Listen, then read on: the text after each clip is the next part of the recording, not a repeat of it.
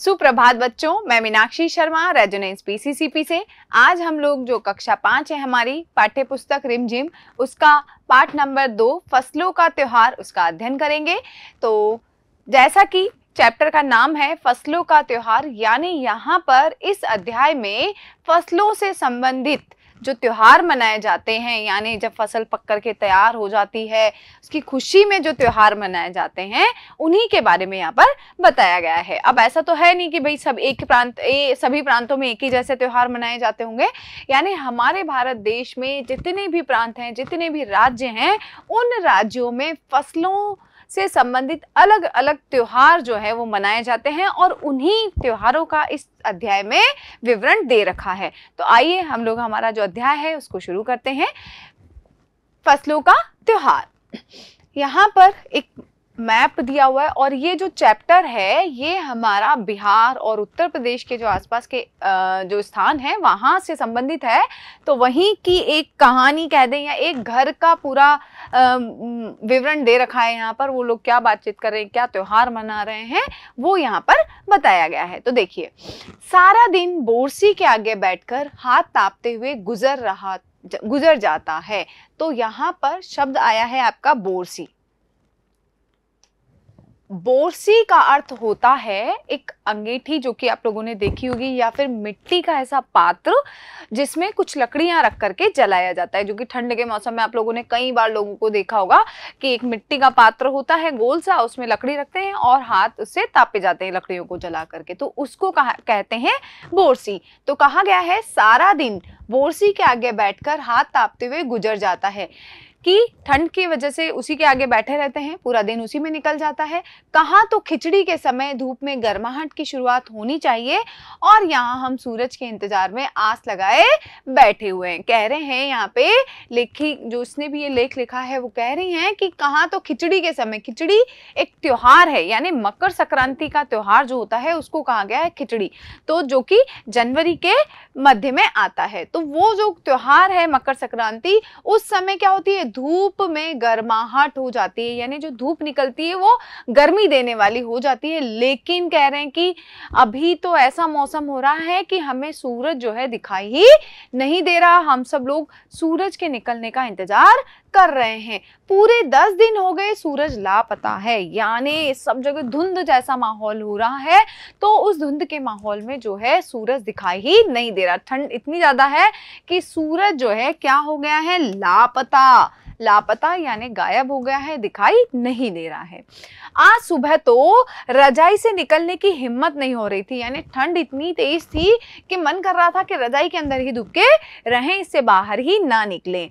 बाहर देखने से तो समय का अंदाजा बिल्कुल नहीं हो रहा, लेकिन घर में हो रही चहल पहल अब पता चल रही है। कह रहे हैं कि जब हम घर में रजाई के अंदर हैं तो और बाहर सूरज भी नहीं निकला है, यानी प्रकाश नहीं हुआ है तो हमें समय का अंदाजा भी नहीं लग पा रहा है। इसीलिए हम जो है आराम से लेटे हुए हैं। लेकिन कैसे पता चल रहा है, घर में जो चहल पहल हो रही है, लोग इधर से उधर जा रहे हैं, आवाजें आ रही है, उससे हमें समय का अंदाजा लग रहा है कि सुबह जो है हो चुकी है, समय थोड़ा ज्यादा हो गया है, लोग उठ गए हैं और अपने अपने कार्य में लगे हुए हैं।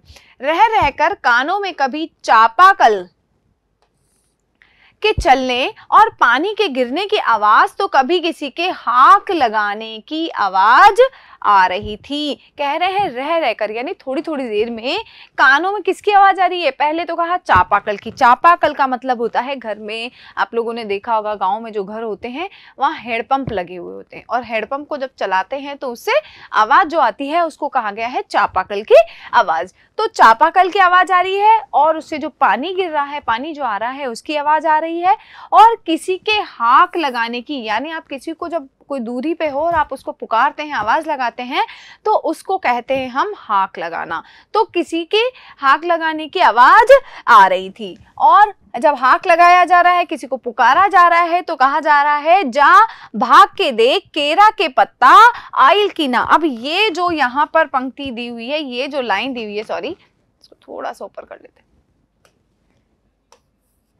ये जो पंक्ति है ये पंक्ति बिहारी जो वहाँ की जो भाषा है उसकी पंक्ति है कि जा भाग के देख केरा के पत्ता आयल की ना, कि जा भाग कर के देख, क्या केरा यानी केला या केले के जो पत्ते हैं वो आए हैं या नहीं है। ये आवाज आ रही है उनके कानों में, वो रजाई में दुबके पड़े हुए हैं।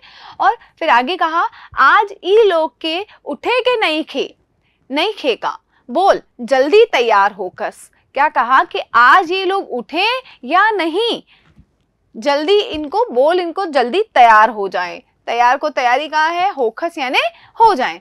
अब तो उठने में ही भलाई है जब बाहर से उनके कानों में इस तरीके की आवाज सुनाई देती है। पहले तो के केले के पत्ते आए या नहीं, और ये लोग अभी तक उठे हैं या नहीं, तो ये जाकर के देखो किसी को ऐसा बोला गया तो अब वो मन में सोच रहे हैं कि अब तो उठने में ही भलाई है, वरना ये लोग आकर के हमें उठाएंगे जबरदस्ती, तो उससे अच्छा हम अब खुद उठ जाएं।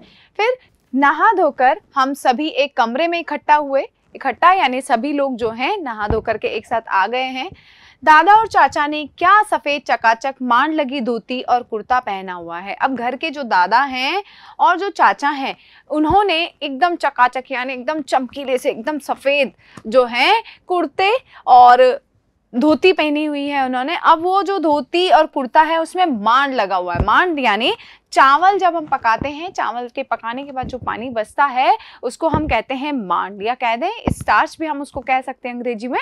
और वो जो पानी जब कॉटन के जो हमारे कपड़े होते हैं तो उनको कड़क बनाने के लिए हम उस पानी में उन कपड़ों को डाल देते हैं, तो उससे वो क्या हो जाते हैं, स्टार्च युक्त हो जाते हैं, यानी वो एकदम कड़क हो जाते हैं और उनकी चमक और बढ़ जाती है। तो ऐसे जो है धोती और कुर्ता दादा और चाचा ने पहन रखे हैं। खिचड़ी में ऐसे ठाड़ हम पहले कब्बो ना देखनी, सारा देह कनकना देता। अब यहाँ पर वापस वही अपनी जो उनकी भाषा है उसमें कहते हैं कि खिचड़ी यानी ये जो मकर संक्रांति वाला जो त्योहार है उसमें कह रहे हैं कि खिचड़ी में ऐसन यानी ऐसा, ठाड़ यानी ऐसा जो बनाने का जो तरीका है हमने पहले कब्बो यानी कभी नहीं देखा। नी सारा देह कनकना देता, कि जो देह यानी होता है हमारा शरीर, ये हमारा पूरा शरीर ही कनकना यानी कपकपी, ठंड के वजह से जो शरीर में एक कांपने वाली जो क्रिया होने लग जाती है उसको कहते हैं कनकना देना, यानी पूरा शरीर ही कांपने लग जाता है। पापा ने कहा शायद आज धोती में उन्हें ठंड कुछ ज्यादा ही लग रही है। पापा कह रहे हैं कि भाई वो धोती जो दादा चाचा और पापा इन लोगों ने जो कुर्ता और धोती पहनी है, अब धोती जो होती है बहुत पतले कपड़े की होती है, तो उस धोती में उनको बहुत ज्यादा ठंड लग रही थी, तो उन्होंने कहा कि आज तो ठंड कुछ ज्यादा ही है भाई। सामने मचिया पर सफेद साड़ी पहने हुए दादी बैठी थी। मचिया कह सकते हैं हम, जो पलंग होता है छोटा सा बैठने का स्टूल जैसा छोटा, तो उसको कहते हैं हम मचिया या खाट भी कह सकते हैं। तो उस पर दादी बैठी हैं और दादी ने बिल्कुल खादी, एक प्रकार का जो कॉटन कपड़ा होता है और बिल्कुल सॉफ्ट होता है, उस खादी की सफेद साड़ी पहने हुए है। वो खाट पर बैठी है, सफेद साड़ी बढ़िया सी चमकदार पहनी हुई है।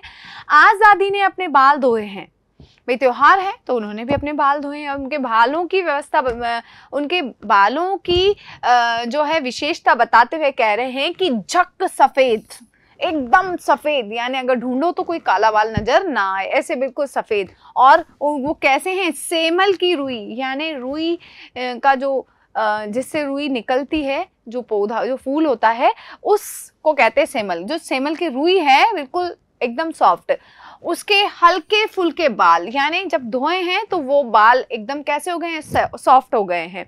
गौर से देखने पर भी एक काला बाल नजर नहीं आता, उनके इतने सफेद, एक तो सफेद साड़ी पहनी है, ऊपर से उनके बाल पूरे सफेद है। अगर पूरे बालों को अच्छे से भी देखो तो भी एक काला बाल नजर नहीं आ रहा था। बिल्कुल धुली धुली सी लग रही हैं दादी। अब वो कह रहे हैं कि दादी आज बिल्कुल, एक तो सफेद साड़ी, पूरे सफेद बाल और वो भी इतने सॉफ्ट, तो ऐसा लग रहा है कि आज बिल्कुल पूरे तरीके से धुल के सामने आ गई हैं। उनके सामने केले के कुछ पत्ते कतार में रखे हैं, कतार यानी लाइन में, पंक्ति में रखे हैं, जिस पर तिल, मिठा, चावल आदि के छोटे छोटे ढेर पड़े हुए हैं।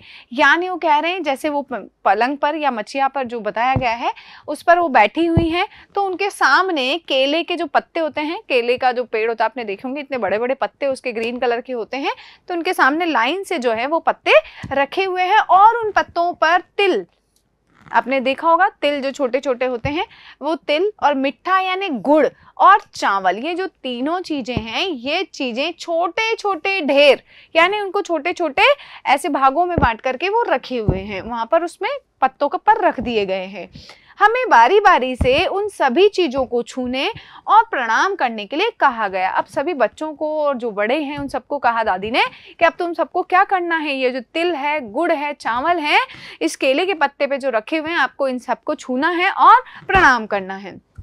तो सबको ऐसा कह दिया गया, और जब सबने ऐसा कर लिया तो उन सभी चीजों को एक जगह इकट्ठा करके उनको दान दे दिया गया। यानी दान देना यानी जब हम किसी को कोई वस्तु देते हैं उसके बदले उसके से कुछ भी वापस नहीं लेते हैं, तो ऐसी जो है वो दान कहलाती है ऐसी चीज। ठीक है, तो सभी जो तिल थे, जो गुड़ था, जो चावल थे, वो सब दान दे दिए गए, उनके बदले कुछ लिया नहीं गया। फिर क्या होता है देखो, आज तो अप्पी दीदिया बुरी फंसी। अप्पी दीदिया यानी ये जो बच्चे हैं, इनकी जो बड़ी दीदी है उनके बारे में कह रहे हैं कि आज तो जो दीदी है उनका नाम अप्पी है तो बहुत बुरी फंस गई हैं। अब क्यों फंसी हैं तो देखो बताते हैं। उन्हें ना तो चूड़ा दही ही पसंद है और ना ही खिचड़ी। कह रहे हैं कि ना तो उनको, अब ये जो शब्द है चूड़ा, चूड़ा आप लोगों ने देखा होगा, पोहा जो होता है ना, उस पोहे में दही मिला करके खाया जाता है मकर संक्रांति वाले दिन। तो कह रहे हैं कि ना तो उनको चूड़ा दही पसंद है और ना ही उनको खिचड़ी पसंद है जो त्योहार पर बनती है। तो पर आज तो फरमाइशी नाश्ता नहीं चलेगा। फरमाइशी नाश्ते का मतलब है वो जो कह देती हैं अपनी मम्मा से या अपने जो घर में जो भी बड़े हैं जो खाना बनाते हैं कि मम्मा आज तो क्या ये बना लिया जाए, तो वो जो कहती हैं वो खाना बन जाता था। तो लेकिन आज ऐसा नहीं होने वाला था क्योंकि आज खिचड़ी का त्योहार था। उन्हें दोनों ही चीजें खानी पड़ेंगी। क्या क्या दोनों चीजें, एक तो चूड़ा दही और एक खिचड़ी, क्योंकि आज इनके अलावा और कुछ बनने वाला नहीं था तो उनको आज ये खाना ही पड़ेगा। आज खिचड़ी जो है यानी आज मकर संक्रांति जो है सॉरी, खिचड़ी खाने के बाद सभी ने गया से आए, गया बिहार जो है हमारा, बिहार जो स्टेट है उस स्टेट में एक गया स्थान है, उसके बारे में बता रहे हैं कि आज जो है खिचड़ी खाने के बाद सभी ने गया यानी जो स्थान है वहां से आए तिल, गुड़ और चीनी के तिलकुट को बड़े चाव से खाया। गया से जो तिलकुट आए हैं और वो तिलकुट किससे बने हुए हैं, तिल से, गुड़ और चीनी से जो बने हुए हैं, उनको बहुत चाव यानी बहुत मन से उन्होंने खाया है। मन से यानी पसंद से हम किसी चीज को खाते हैं तो वो चाव से कहलाती है। ठीक है, खाते खाते मैं सोच रही थी, अब ये मैं कौन है भाई, ये जो इस लेख को जिसने लिखा है यानी लिखने वाली लेखिका, उन सभी के बीच में से जो है, तो कह रही हैं कि खाते खाते मैं सोच रही थी कि कितनी अलग है ना ये खिचड़ी आज जो अभी हम मना रहे हैं। कि कह रहे हैं कि अब जो हम ये खिचड़ी का त्योहार जो आज जिस तरीके से हम मना रहे हैं, ये खिचड़ी पहले जब हम मनाते थे उसमें और इसमें आज कितना अंतर है, कितनी अलग है। स्कूल में हम जो खिचड़ी मनाते थे उसकी अलग ही मस्ती हुआ करती थी। छुट्टी का दिन, नाव में बैठकर गंगा नदी की सैर और फिर टापू पर बालू में दौड़ते हुए पतंग उड़ाना या उड़ाने की कोशिश करना। अब कह रहे हैं कि जब हम पहले खिचड़ी का त्योहार मनाते थे, अब ये बिहार और उत्तर प्रदेश वाला जो इलाका है वहाँ की बात की जा रही है, तो गंगा नदी वहीं से होकर के बीच में से निकलती है। तो कह रहे हैं कि जब हम छोटे थे, जब हम स्कूल जाते थे, उस समय जब हम खिचड़ी मनाते थे तो उसमें कितना मस्ती, कितनी मजा हुआ करता था। और क्या क्या मजा हुआ करता था, एक तो उस दिन छुट्टी हुआ करती थी स्कूल की, दूसरी फिर हम क्योंकि गंगा नदी वहां पे है तो गंगा नदी जो है उस नाव में बैठ करके हम गंगा नदी की सैर करते थे, घूमते थे गंगा नदी में। और फिर टापू यानी जो नदी है उसके किनारा जो है उसके लिए कह रहे हैं कि फिर टापू पर जो बालू यानी जो चिकनी मिट्टी होती है वहां पर हम दौड़ते दौड़ते पतंग उड़ाते थे, और नहीं आ रही है तो भी दौड़ रहे हैं और उस तरीके से पतंग उड़ाने की कोशिश करते थे। कितना मजा आता था। इधर हम पतंग उड़ाते थे और वहीं थोड़ी दूर पर गुरुजी, विमला दिद्दा, आनंद जी, झिलमिट भैया सब मिलकर ईंट से बने चूल्हे पर बड़े बड़े कड़ाहों में खिचड़ी बनाते थे। कि हम लोग तो जो बच्चे थे वो सब तो हम लोग पतंग उड़ाने की जो है कोशिश करते रहते थे, और जो हमारे जो दूसरे सदस्य हैं यानी जो गुरुजी हैं हमारे, विमला दिद्दा है, आनंद जी हैं, झिलमिट भैया हैं, ये सब क्या करते थे, क्योंकि नदी का किनारा है, सब गैस वगैरह ये सब ले जाना तो थोड़ा मुश्किल होता है, तो वहाँ जो आसपास जो ईंटें होती थी उस ईंटों को ऐसे आसपास रख करके चूल्हा बना दिया जाता था और चूल्हे में लकड़ी लगा करके उसको जलाते थे और उसमें बड़े से कढ़ाई, ताकि जो भी 150 लोग जो इकट्ठे होते थे उनके लिए उसमें खाना बन सके। तो उस बड़े से कढ़ाई को वहां पर चढ़ा करके उसमें खिचड़ी बनाई जाती थी।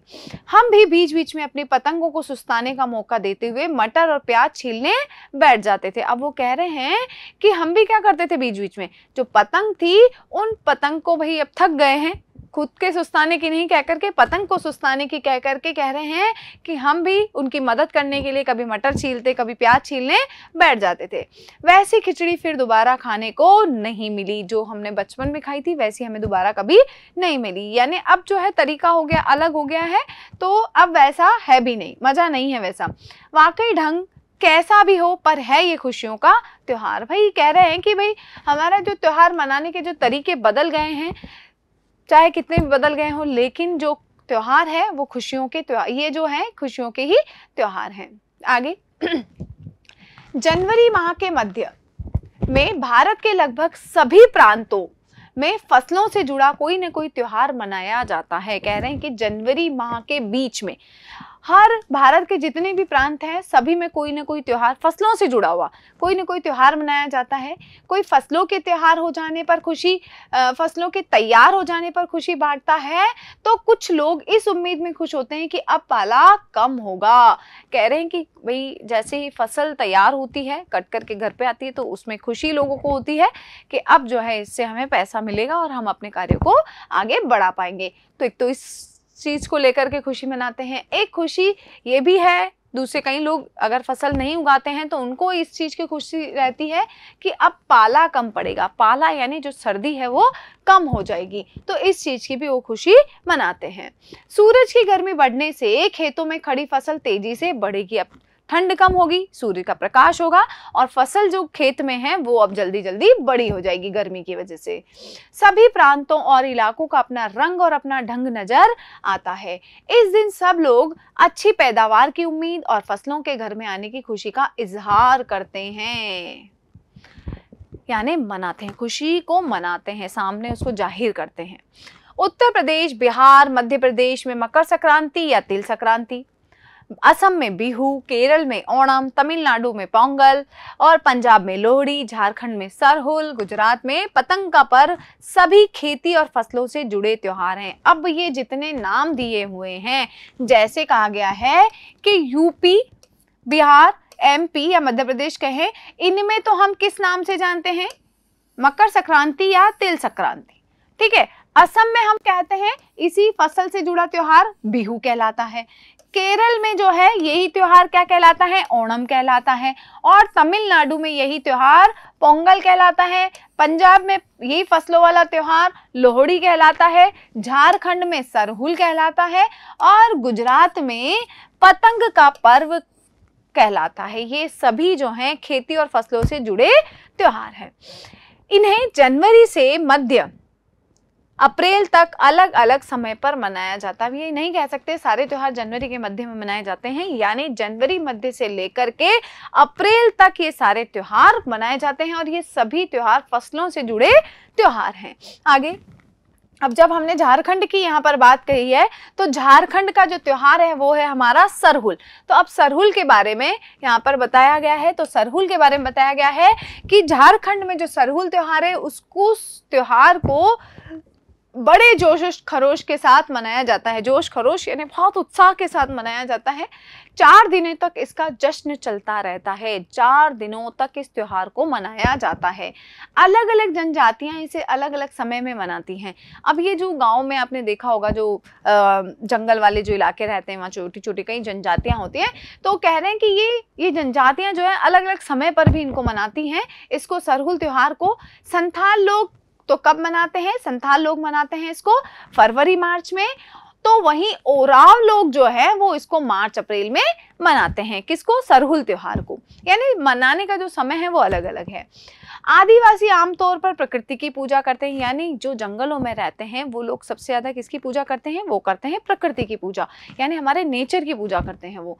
सरहुल के दिन विशेष रूप से साल के पेड़ की पूजा की जाती है। साल जो है, जो जंगल में एक लंबा सा वृक्ष पाया जाता है और उस पे जो फूल होते हैं वो लाल रंग के फूल होते हैं, तो उस पेड़ की पूजा की जाती है। यही समय है जब साल के पेड़ों में फूल आने लगते हैं और मौसम बहुत खुशनुमा हो जाता है, तभी जो है ये सरहुल त्योहार मनाया जाता है। यानी ये जो पेड़ में फूल आने लगते हैं और मौसम भी बहुत अच्छा हो जाता है, ना ही ज्यादा सर्दी होती है और ना ही ज्यादा गर्मी होती है। स्त्री पुरुष दोनों ही ढोल मंजीरे, यानी महिलाएं और पुरुष दोनों मिलकर के ढोल मंजीरे लेकर रात भर नाचते गाते हैं और चारों ओर फैली हुई छोटी छोटी घाटियां, लंबे लंबे साल के वृक्षों का जंगल और वहीं आसपास बसे छोटे छोटे गांव, कैसे ये जो लोग हैं क्या करते हैं? ढोल मंजीरे के साथ जो है मनाते हैं और नाचते गाते हैं। चारों ओर जो कहते हैं बड़ी जो घाटियां हैं, जंगल के आसपास बड़े बड़े साल के पेड़ हैं, जंगल है और वहीं छोटे छोटे जो गांव हैं वही लोग इस त्योहार को मनाते हैं। मनाते कैसे हैं? लिपे पुते, यानी आपने देखा होगा गांव में जो मकान होते हैं वो कच्चे यानी मिट्टी के मकान होते हैं और वहां कोई कीड़े मकोड़े ना आए, इसीलिए गोबर और मिट्टी को मिला करके उसको लीपा जाता है ताकि घर में जो है एकदम कोई बीमारी यानी जर्म्स वाली जो है वो चीज ना हो। तो लिपे पुते और करीने से बुहारे, बुहारना यानी झाड़ना, यानी बिल्कुल तरीके से साफ किए हुए और सजाए हुए घरों के सामने लोग एक पंक्ति यानी एक लाइन में कमर में हाथ डाल करके या बाहें डाल करके नृत्य करते हैं। जैसा कि यहाँ पर ये इन्होंने हाथ तो नहीं डाला हुआ लेकिन ढोलक और मंजीरे लेकर के नाच रहे हैं और ये त्योहार मना रहे हैं।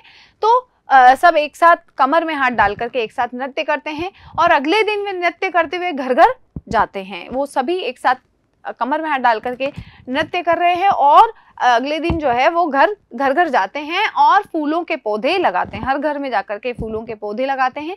घर घर से चंदा मांगने की भी प्रथा है। चंदा यानी कि कोई भी त्योहार या कोई भी चीज है तो उसके लिए घर घर से जाकर के थोड़ा थोड़ा कुछ बनाते हैं, मांगते हैं, उसको कहते हैं चंदा। और प्रथा यानी पहले से जो रिवाज चले आ रहे हैं, जो परंपराएं चली आ रही हैं, उसको हम कहते हैं प्रथा। ठीक है, तो चंदा मांगने की प्रथा है। पर चंदे में मालूम है क्या मांगते हैं? तो मुर्गा, चावल और मिश्री, यानी वो हर घर जाकर के चंदा मांगते हैं और उस चंदे में जिसकी जैसी हैसियत होती है तो किसी से मुर्गा ले लेते हैं, किसी से चावल ले लेते हैं, किसी से मिश्री ले लेते हैं, यानी व्यक्ति की श्रद्धा के अनुसार वो दे देते हैं। खाने पीने और खेलों का दौर तीसरे दिन फिर चलता है खाने पीने और खेलों का दौर यानी समय। जब उन्होंने चंदा वंदा मांग लिया, घर घर जाकर के फूलों के पौधे लगा दिए, फिर उसके बाद खाने पीने का समय और खेलों का समय चलता है। तीसरे दिन जाकर के फिर पूजा होती है, जिसके बाद लोग अपने कानों में सरई का फूल पहनते हैं, यानी जो फूल है कानों पर, यहाँ पर इस जगह पर जो साल के पेड़ का जो फूल है उसको सरई का फूल, उसको वो कान पर पहन लेते हैं। इसी दिन वसंत ऋतु की शुरुआत मानी जाती है। जब ये त्योहार मनाया जाता है तो कौन सी ऋतु मनाई जाती है? हमारी वसंत ऋतु की शुरुआत मान ली जाती है, यानी अप्रैल का महीना हम कह सकते हैं। धान की भी पूजा होती है। धान यानी जो चावल जो है, जो बिल्कुल कवर है अभी, तो उस धान की भी पूजा होती है। पूजा किया हुआ आशीर्वादी धान अगली फसल में बोया जाता है और जिस धान की वो पूजा करते हैं, जिस धान को रख करके उन्होंने पूजा की है, उस धान को उठा करके वो रख देते हैं ताकि जब नेक्स्ट फसल जब बोएंगे, जब बीज बोएंगे तो उस फसल को, उस धान को वो बीज के रूप में खेत में बिखेर देंगे, यानी उसी से वो अगली फसल तैयार करेंगे। ठीक है, ऐसा किया जाता है। अब ये तो हो गया हमारे जो सरहुल त्योहार है उसके बारे में। फिर अगला है तमिलनाडु में मकर संक्रांति या फसलों से जुड़ा त्योहार पोंगल के रूप में मनाया जाता है। ठीक है, तो यहाँ पर अब देखते हैं ये पोंगल त्योहार कैसे मनाते हैं। इस दिन खरीफ की फसलें चावल, अरहर आदि कटकर घरों में पहुंचती हैं। अब देखो, जो हमारा भारत देश है इसमें दो तरह की फसलें होती है।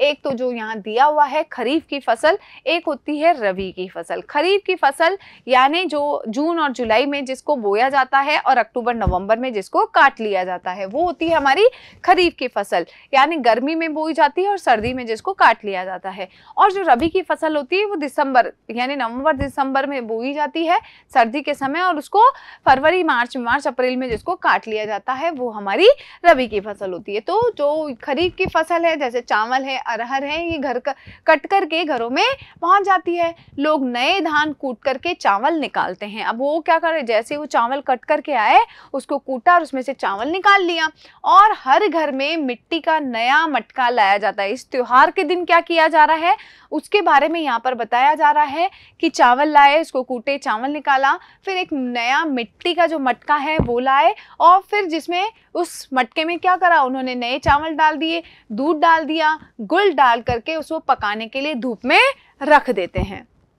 अब क्या होता है, हल्दी शुभ मानी जाती है, इसीलिए साबुत हल्दी को मटके के मुंह के चारों ओर बांध देते हैं। जब वो मटका धूप में रखा है तो साबुत हल्दी जो है उसको क्योंकि शुभ मानी जाती है तो उसको उसके चारों ओर रस्सी धागे से या जो भी है उससे बांध दिया जाता है। यह मटका दिन में 10:30-12 बजे तक धूप में रखा जाता है, यानी 10:30 बजे से लेकर के 12:30 बजे तक धूप में रख देते हैं।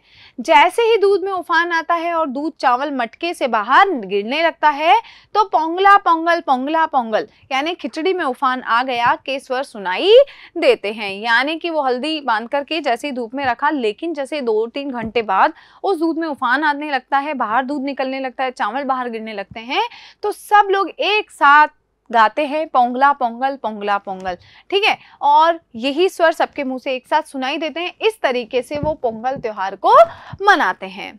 तो ये चावल क्योंकि आए हैं नए पक कर के तैयार होकर के, तो इस तरीके से वो इस त्योहार को मनाते हैं। अगला, दूसरी ओर गुजरात में पतंगों के बिना तो मकर संक्रांति का जश्न अधूरा ही माना जाएगा।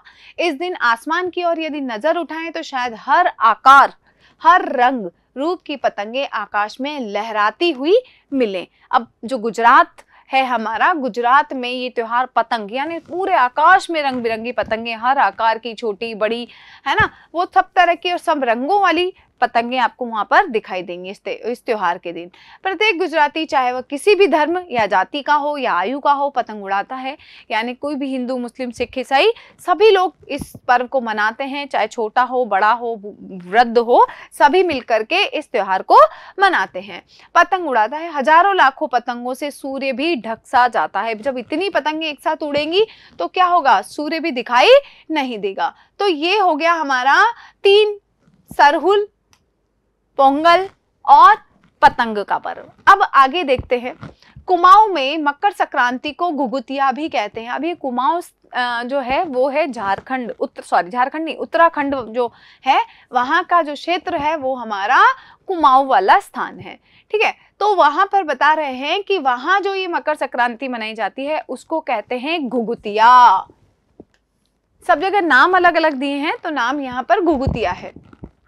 इस दिन आटे और गुड़ को गूंथकर पकवान बनाए जाते हैं। अब ये किस तरीके से मनाते हैं, आटे गुड़ को गला करके उस पानी से यानी मीठे पानी से आटा लगाया जाता है और उससे क्या करते हैं, फिर उससे पकवान।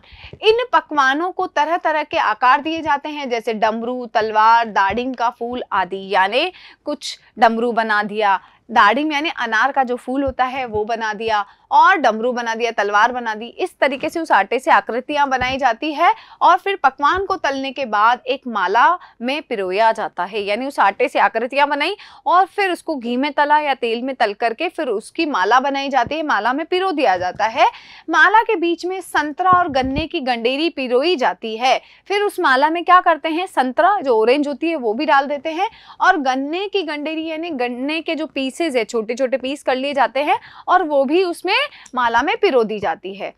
यह काम बच्चे बहुत रुचि और उत्साह के साथ करते हैं। भाई जो बड़े लोग हैं उन्होंने तो बना दिया और बच्चों को कह दिया कि अब तुम इसके बैठ करके माला बनाओ, और बच्चे भी बड़े मन से, बहुत रुचि से, बहुत उत्साह के साथ ये काम करते हैं। सुबह बच्चों को माला दी जाती है। बहुत ठंड के कारण पक्षी पहाड़ों से चले जाते हैं। उन्हें बुलाने के लिए बच्चे इस माला से पकवान तोड़ तोड़ कर पक्षियों को खिलाते हैं और गाते हैं। अब ठंड के मारे पक्षी क्या हैं, ऊपर चले जाते हैं, तो इसीलिए उन पक्षियों को बुलाने के लिए बच्चे क्या करते हैं, इन माला में से वो पकवान निकालते हैं और उनके ऐसे डालते जाते हैं और क्या गाते हैं, कौवा आओ घुघुत आओ, ले कौवा बड़ऊ माँ के देजा सोने का घड़ऊ, खा ले पूरी माँ के देजा सोने की छुरी। अब बच्चे हैं, बच्चे गीत अपनी अपनी भाषा में जो गा रहे हैं कि कौवा तुम भी आ जाओ, घुघुत पक्षी तुम भी आ जाओ, और कौवा आ जाओ और ये ले जाओ ये जो हमने डाले हैं पकवान आपके सामने, और मुझे सोने की घड़ी दे जाओ और सोने की छुरी दे जाओ। इस तरीके से वो बच्चे अपनी भाषा में ये गीत गाते हैं और उनके सामने ये देते चले जाते हैं जो पकवान है। फिर क्या होता है देखो, इसके साथ ही जिस चीज की कामना हो वह मांगते हैं, वो पक्षियों को खिला रहे हैं और हाथ जोड़ करके इनके सामने जो उनके मन में जो इच्छा है वो उनसे मांगते हैं। है ना कितने अलग अलग अंदाज मकर संक्रांति को मनाने के। कह रहे हैं कि देखो मकर संक्रांति को झारखंड में सरहुल के रूप में मनाया जा रहा है, तमिलनाडु में पोंगल के रूप में मनाया जा रहा है, हमने देखा गुजरात में पतंग के पर्व के रूप में मनाया जा रहा है, उत्तराखंड में जो घुघुतिया है ना कुमाऊं में घुघुतिया के रूप में मनाया जा रहा है। सबने अलग अलग तरीके से मनाया। तो कह रहे कितने अलग अलग तरीके हैं, कितने अलग अलग अंदाज हैं इस त्योहार को मनाने के, मकर संक्रांति को। कहीं दूध चावल और गुड़ की खीर बनती है, तो कोई 5 प्रकार के नए अनाज की खिचड़ी बनाता है। ठीक है, खिचड़ी मैंने बहुत तरह के जो 4-5 तरह के अनाज को मिलाकर के एक साथ पकाया जाता है, तो सबका अलग अलग तरीका है। कहीं कहीं लोगों का सैलाब नदी में स्नान के लिए उमड़ पड़ता है। अब मकर संक्रांति के दिन कहते हैं कि ये बहुत पवित्र दिन होता है, और इस दिन को और पवित्र बनाने के लिए कोई भी जो एक बड़ी सी जो कोई भी नदी जो है वहां अगर स्नान करे तो हमने जितने भी गलत काम किए, जितने पाप किए, वो सब उस दिन वहां धुल जाएंगे। तो इसीलिए कई लोगों की मान्यता है, तो बहुत बड़ा सैलाब यानी लोगों का बहुत सारा हुजूम, बहुत सारी भीड़ जो है वो स्नान के लिए चल जाती है नदी के किनारे, और लोग ठंड से ठिठुरते रहेंगे, पर बर्फीले पानी में कम से कम एक डुबकी तो जरूर लगाएंगे, क्योंकि अब जनवरी फरवरी माह की बात है तो उस समय बहुत ठंड होती है, शरीर कांप जाए इस तरीके की ठंड होती है। लेकिन पवित्र बनने के लिए वो क्या करते हैं, एक डुबकी तो जरूर ही लगाते हैं। हाल यह होता है कि इन जगहों पर तिल रखने की भी जगह नहीं होती, इतनी भीड़ होती है। तिल से याद आया, मकर संक्रांति के दिन पानी में तिल डालकर स्नान करना, तिल दान करना, आग में तिल डालना, तिल के पकवान बनाना विशेष महत्व रखता है। यानी ये कहें तिल का विशेष महत्व है। अब उसके प्रकार अलग अलग, कि कोई तो पानी में डाल करके स्नान करता है, कोई उसको दान देता है, कोई आग में डालता है, और कोई उसके पकवान बनाता है। तो ये सब अलग अलग तरीके से सब लोग करते हैं। तुम्हारे घर या इलाके में इस त्योहार को कैसे मनाया जाता है? इससे खिचड़ी, पोंगल, मकर संक्रांति या कुछ और कहा जाता है, या तुम फसलों से जुड़े कोई और त्योहार जानकर त्योहार मनाती हो? यदि तुम आपस में बात करो तो तुम्हें यह जानकर हैरानी होगी कि कई बार एक ही इलाके में रहने वाले लोग भी इस त्योहार को अलग अलग ढंग से मनाते हैं। हमने देखा, क्योंकि हमारे आसपास जो कितने लोग रहते हैं वो अलग अलग जगह के भी आकर के, जिनका स्थानांतरण हो गया है, यहाँ आकर के रह रहे हैं, तो एक ही इलाका एक है, लेकिन जो अलग अलग स्टेट के लोग हैं तो वो अपने उस त्योहार को मना रहे हैं, तो उनका तरीका अलग अलग हो जाता है। तो देखो, एक ही जगह रहते हुए अलग अलग लोग अलग अलग त्योहार मना रहे हैं, तो ये एक बहुत आश्चर्यचकित बात भी हो जाती है, तो कि कितनी अच्छी बात भी है। तो ये जो है हमारा अध्याय यहीं पे समाप्त होता है, और जो जितने त्योहार हैं आप लोगों को मकर संक्रांति से संबंधित, फसलों से संबंधित जितने त्योहार हैं आप लोगों को इसकी जानकारी हुई होगी। बहुत बहुत धन्यवाद।